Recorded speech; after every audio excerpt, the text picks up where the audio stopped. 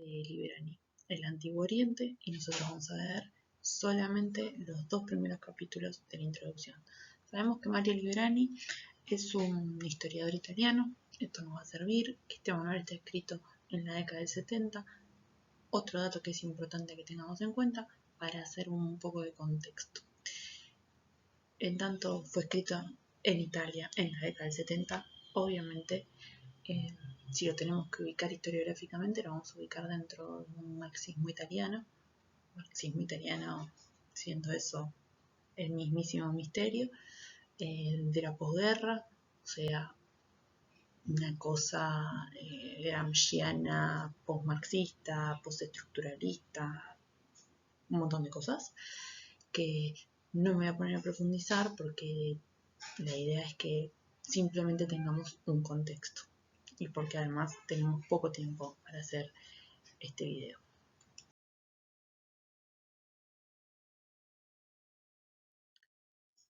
Tenemos 2 capítulos, el primero se llama El Antiguo Oriente como problema histórico y comienza presentando el problema desde la idea de la imagen mítica. Lo que plantea Librani es que la idea o las nociones que nosotros podemos tener del Antiguo Oriente provienen de 2 fuentes que construyen al Antiguo Oriente como mítico, que son el Antiguo Testamento por un lado y los textos clásicos de los griegos por el otro. Y en tanto es mítico, se ve como absoluto y preconcebido. Lo que nos va a dar una serie de problemas vinculados a esta construcción, el surgimiento de la arqueología para justificar este carácter, explicando el Antiguo Testamento, y agregué ahí esta aclaración de la guerra de Troya vinculado a que justamente Schliemann en 1871 va a intentar reconstruir Troya. Lo digo muy rápido porque esto lo van a ver en Antigua 2 y tampoco podemos profundizar demasiado, pero la idea es que la arqueología va a cometer muchísimos errores en esta tarea de tratar de encontrar lo que dice el Antiguo Testamento o tratar de encontrar Troya. La arqueología de la segunda mitad del siglo XIX. Pongo esta captura del Sigurat porque cuando encontramos estos primeros Sigurat, que son pirámides escalonadas, lo van a ver en el texto de San Martín y Serrano, son del 4.º milenio y del 3.º milenio y sobre todo se encuentran en las ciudades súmeras, lo que va a intentar hacer la arqueología es, o las va a tratar de relacionar con esta idea de la Torre de Babel. No, son Sigurat. Sigurat se escribe como está acá marcado, a ver si lo puedo, Sigurat, o es una de las pocas palabras que se escriben con Z-I, siempre acuérdense de Sigurat.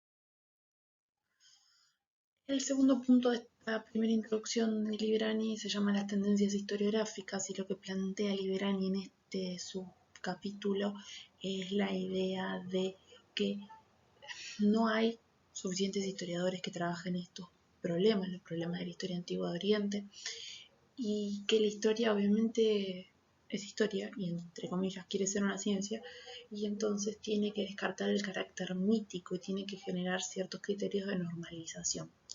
El mayor problema con la historia antigua de Oriente es que no hay documentación secundaria de muchos de los sucesos, porque la documentación secundaria sería esta documentación escrita por otros pueblos que cuentan los mismos hechos. Y hasta la batalla de Kadesh 1272 nosotros vamos a tener muy pocos textos o muy pocas fuentes que hablen de algo sucedido en otro pueblo, porque en general los textos, y lo vamos a ver después, son celebratorios de las actividades del propio gobierno, entonces no hablan de otros gobiernos o de otros textos. Sí, a partir de 1272 vamos a tener, cuando se encuentren en la batalla de Kadesh egipcios e hititas, vamos a tener fuentes escritas por 2 grandes pueblos o civilizaciones sobre el mismo suceso, y a partir de ahí tenemos una cronología más precisa. Lo segundo, lo que tenemos que saber es que Lo segundo que tenemos que tener en cuenta es esto que dice acá de la arcilla sobrevive mejor que el papiro. Los fondos de los ríos determinan un poco la forma de vida y sabemos que el Tigris y el Éufrates son ríos arcillosos y el Nilo es un río pedregoso en su fondo, tiene que ver con su nacimiento, con el surgimiento de los ríos, pero la idea es que como los ríos Tigris y Éufrates son arcillosos, van a desarrollar una escritura cuneiforme y los egipcios van a tener que desarrollar una escritura de grabado pictográfica, que son los jeroglíficos, y luego van a aprovechar los papiros, que son estas cañas que crecen al lado del río, para grabar o mantener estos textos escritos. ¿Qué genera toda esta cuestión? Bueno, acá Librani hace una digresión que es súper importante. El Oriente Próximo se presenta como el laboratorio privilegiado para probar paradigmas. ¿Qué quiere decir esto? Bueno, pensemos en el contexto de la década del 70. ¿Sí? El fin del estado de bienestar y la crisis del petróleo. ¿Sí? Cuando Librani está escribiendo esto, Medio Oriente se está presentando como un actor privilegiado y Estados Unidos se está empezando a presentar como, bueno, se está empezando porque en realidad ya se presentaba desde antes, empieza a intervenir en la región y acá empieza a darse esta discusión sobre la idea del laboratorio, de la región como laboratorio, de la región como el espacio donde se prueban las teorías o paradigmas sobre, por ejemplo, el surgimiento de la agricultura, el surgimiento del Estado, el surgimiento de la escritura, y puedo seguir un rato largo, pero la idea es que todas estas primeras cuestiones se van a tener que probar si existen o no el concepto mismo de civilización en el Próximo Oriente. Acá viene un punto que es súper interesante vinculado sobre todo con el segundo capítulo, que es la idea de unidad y variedad, núcleo y periferia. Lo que tenemos que pensar es que esta región es una región enorme, y después vuelve a decir esta idea de 2 millones de kilómetros cuadrados, es una región enorme, pero no está ocupada continuamente, esa es la palabra. No hay una continuidad espacial de ocupación. En general, las partes que se pueden ocupar son pocas y están cerca de los ríos, y en el resto la mayor parte del espacio se considera desértico. Entonces, y después me encantaría hablar de geografía y de recursos, pero les vamos a mandar un PDF porque no tenemos tiempo para nada. La idea es que la población se concentra muy pegada a los ríos y los ríos se van desocupando o se van salinizando, inclusive el Tigris y el Éufrates, y contaminando a lo largo del tiempo. Entonces es una región poco poblada. Vamos a discutir esto de poco poblada, pero que está poblada constantemente, pero no en todo el espacio, no en los 2 millones de kilómetros cuadrados. Entonces, hay una delimitación como problema que es el antiguo Irak y que es Egipto. Bueno, Egipto lo vamos a circunscribir a 10 kilómetros para un lado y 10 kilómetros para el otro del Nilo. No es todo el territorio de Egipto actual, o bueno, sería incluso Egipto, Sudán del Norte actualmente. Entonces, ¿cómo delimitamos? La delimitación es un problema y también es un problema, y por eso el concepto de hiatus, la continuidad temporal. Nosotros no vamos a ver esta población ocupando, bueno, en el antiguo Irak, los Kalam son como países, no van a estar extendidos o igualmente poblados, y no tenemos documentación de todos los habitantes, porque incluso no todos desarrollan estado y no todos desarrollan escritura. Y entonces vamos a tener que pensar en esta idea de la frontera documental. Bueno, el hiatus, que es este problema en la continuidad temporal, las fuentes son de algunos estados, de algunos momentos históricos, y el problema de la frontera documental. ¿Qué hacer con las poblaciones nómades o con el 99% de analfabetismo? Tengo que escrito. Sí, bueno, exactamente, las fuentes documentales solo refieren a la clase dominante, porque el pueblo no tenía idea de lo que decían tampoco.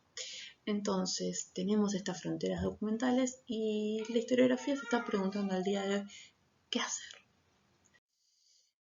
Bueno, como venía diciéndoles antes, tenemos este problema cronológico y en tanto tenemos este problema cronológico vamos a establecer cronologías relativas vinculadas a otros procesos. Decimos, bueno, en el tercer milenio y comparamos el reino antiguo egipcio y las ciudades-estados húmedas, pero no son unidades comparables, porque si bien hay relaciones, hay vínculos económicos e intercambio de productos, no tienen el mismo tipo de gobierno, no tienen el mismo tipo de desarrollo, entonces tenemos cronologías relativas y vinculadas a otros procesos, por ejemplo, no sé, algunas batallas o algunos gobiernos, y cronologías absolutas que anclamos sobre puntos fijos. Por ejemplo, decimos el reino antiguo y hacemos una sucesión de dinastías.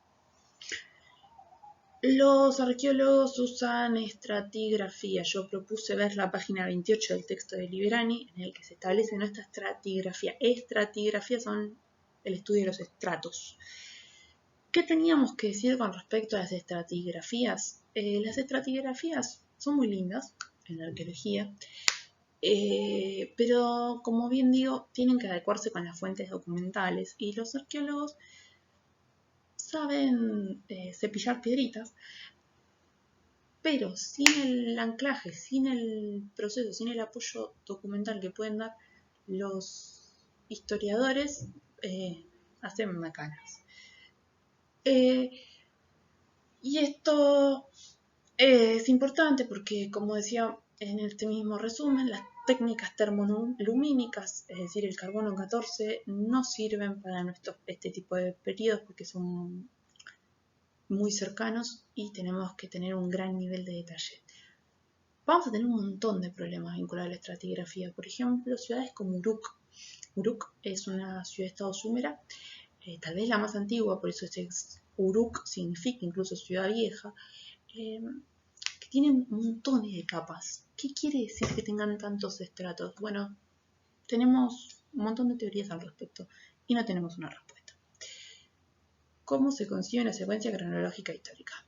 Bueno, pensémoslo, pero creo que este es uno de los grandes problemas de la historia antigua. No tenemos secuencias cronológicas históricas precisas y todo el tiempo estamos corrigiendo, porque esa es la palabra, corrigiendo las secuencias cronológicas anteriores. Muchas veces aparece alguna información en un documento que se traduce y entonces aparece, nos olvidamos de este. Bueno, por ejemplo, típico es, o el caso arquetípico es el de Akenatón.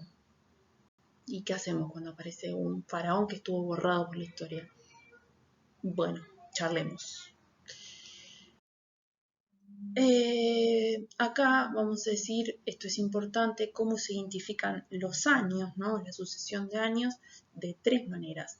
Por un funcionario epónimo, recordemos la palabra epónimo porque es fantástica, los funcionarios epónimos Olimo, es el año del visir, el año del tal funcionario. Visir es una palabra medieval, un anacronismo. Tenemos muchísimos anacronismos en la historia antigua de Oriente y cada vez que uso un anacronismo, yo voy a decir anacronismos, y va a prenderse una alerta, pero se usan un montón de anacronismos y siempre cuando los usemos o ponemos comillas o ponemos cursivas porque sabemos que son anacronismos. Luego vamos a tener una segunda manera de mencionar los años, que es el nombre del año, y luego el número de orden por el año de la coronación del rey, ¿no? El primer año de tal rey, el segundo año del gobierno de Sargón, el tercer año, bueno, Gilgamesh, que es un rey mítico, pero en el Próximo Oriente, que cada subconjunto o calam tiene sus propias lógicas, tenemos estos tres tipos de cronologías, o sea que ni siquiera son comparables. En Egipto, por suerte, en general se usan listas de reyes, entonces vos sabés que son las dinastías de faraones y tal, le siguió a tal y tal otro, le siguió a tal otro. Ojo con esto porque no sabemos todavía la forma de sucesión real. Me voy a dejar acá y no me voy a meter más con este tema porque si no los veo locos. El segundo capítulo de Liberani, tengo 5 minutos para hacer esto, se llama Los caracteres originales. Los caracteres originales empieza con el primer conjunto interesante, que es este de la realidad ecológica y los mapas mentales. Una cuestión, mapas mentales, van a verlo en teórico. Mapa mental es una representación simbólica de un espacio conocido. Anoten eso y acuérdense de eso, representación simbólica del espacio conocido. Y la realidad ecológica es lo otro. ¿Qué pasa? Acá tenemos 2 millones de kilómetros cuadrados y esta primera idea de creciente fértil. ¿A quién se le ocurrió ponerle creciente fértil a un lugar que para nosotros es eminente y mayoritariamente desértico? Pero bueno, lo pusimos creciente fértil por la idea esta de que surge la agricultura y tal, pero fértil hay muy poco. Y creo que ni siquiera en toda esta media luna o creciente fértil que empieza en el Nilo, creo que en el único lugar que es fértil es en el Nilo. Luego tenemos una imagen preconcebida que tiene que ver con lo desértico y que no coincide con las cuestiones ambientales. Va a haber muchísimos cambios a nivel medioambiental. Es obvio que hay muchísimos cambios a nivel medioambiental, porque si desarrollaron la agricultura, pero ahora parece un desierto, cuando nos imaginamos Irak, Irán o cualquiera de los países del Próximo Oriente, no pensamos en un lugar habitable, pensamos en un espacio desértico. ¿Cómo surge la agricultura? ¿Cómo surge el Estado? ¿Por qué van a surgir las ciudades en esa región si consideramos que el ambiente es desértico? Bueno, porque no era tan así. Y tampoco era la media luna fértil, ¿eh? No nos pongamos en la idea del oasis de Gordon Child en el medio. En un in-between, ahí en el medio de eso, va a desarrollarse todas estas cuestiones que también tienen que ver con la escasez. ¿Qué nos tenemos que quedar de este primer punto? La idea del punto nodal, que son esas regiones donde, como dice ahí, soldadura de dos zonas distintas. Zona de tránsito es tránsito, de intercambio de material e ideológico. Los puntos nodales van a ser esas regiones, sobre todo los vamos a ver en el antiguo Irak, que son esas regiones donde se encuentran estas poblaciones. En general son ciudades, estado antiguas, como por ejemplo se me ocurre el caso de Mari, donde se encuentran ciertas formas de vida y se encuentran con otras. Son zonas de tránsito, zonas de intercambio, y en Egipto los vamos a encontrar más que nada en la península del Sinaí. No los vamos a encontrar en general en Egipto. Egipto es muy etnocéntrico, tiene poco intercambio, a decir verdad, porque por suerte tiene esa frontera natural que sí es el desierto. Y como decíamos, esta idea de la construcción de mapas mentales. La construcción de mapas mentales. A ver si puedo dejar de...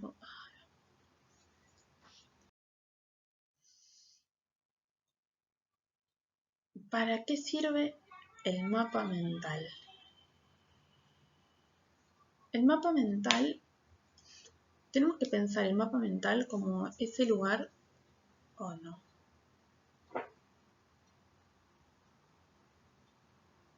O no.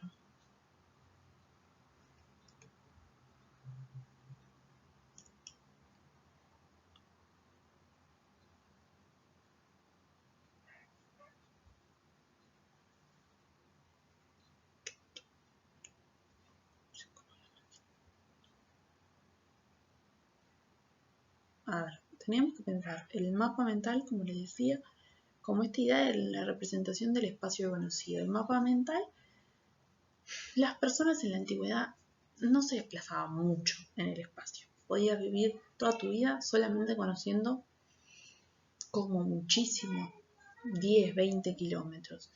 No necesitabas salirte de tu espacio de la ciudad-estado y de ciudad-estado, en un término no griego, pero en esta idea de que tu ciudad y el hinterland o zona de influencia te alcanzaba para vivir. Decís, bueno, la mayor parte de la población masculina vivía como soldado, sí, en lo que es el antiguo Irak, pero se enfrentaban con las ciudades más cercanas. Entonces, como muchísimo una persona común, salvo los funcionarios que se dedican al intercambio económico, fíjense que no hablo de comerciantes o mercaderes porque no nos gusta esa idea, vamos a sacar la palabra comercio de nuestro vocabulario por un cuatrimestre, no conocían más que 200 kilómetros. Entonces tenemos esta idea del mapa mental. ¿Qué es la idea del mapa mental? Es la representación gráfica o simbólica del espacio conocido. O sea, conocemos nuestra ciudad, conocemos todo lo que está alrededor de la ciudad y definimos con estos triangulitos a los enemigos y con los circulitos a los amigos. ¿Qué decimos? Bueno, si yo salgo de mi ciudad, estos son mis aliados y estos son mis enemigos. Fin. No sé mucho más.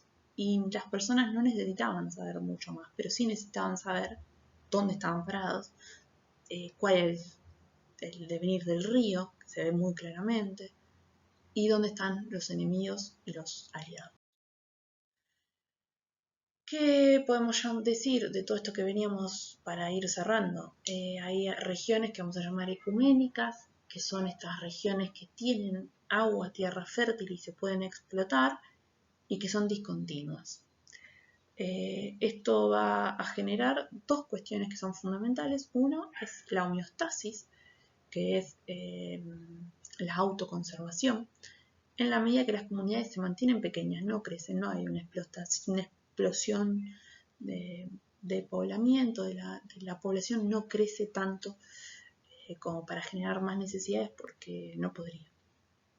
Y por el otro lado, lo que llamamos un desarrollo estratégico, que obviamente ¿a qué se refiere? A que la población va a crecer en la medida que se desarrolle la tecnología necesaria para que crezca. Esto no es como en el capitalismo, no vamos a dar soluciones. Y tampoco va a ser un desarrollo maltusiano. No es que en algún momento va a colapsar por el crecimiento de la población. No.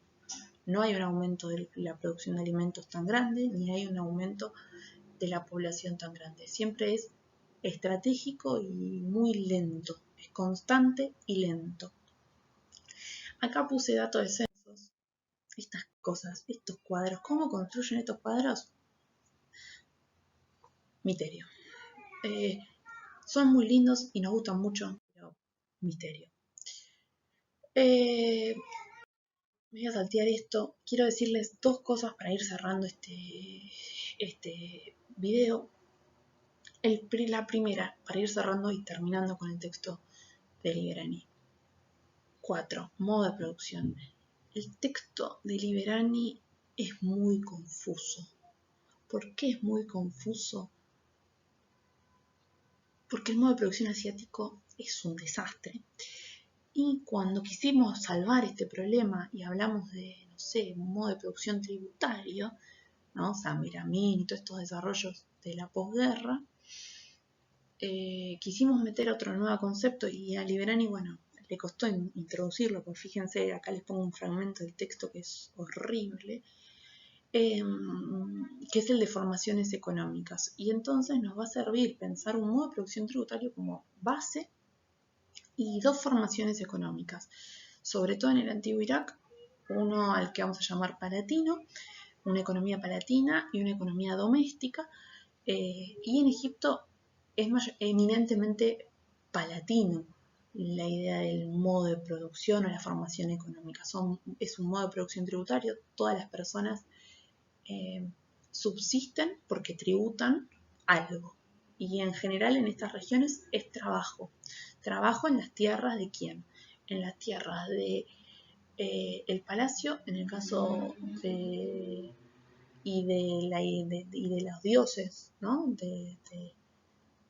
En el caso del antiguo Irak y en el caso de Egipto, toda la propiedad privada de la tierra no existe y lo que sí existe es la propiedad del faraón o del rey, que vendría a ser un representante, el faraón de Ra, el hijo de Ra. Entonces tiene cierta legitimidad, ¿no? Vinculada a que bueno, es el hijo del sol. ¿Qué nos quedamos de Liberani con respecto a esto? Agua, modo de producción asiático, bajamos el pulgar y nos quedamos con que para entender esto vamos a tener que leer a Polanyi, que es lo que nos propone Liberani. Polanyi, bien. Por último, y para cerrar esto, ¿qué puedo decirles? Lo último que les tengo que decir y no puedo evitarlo es que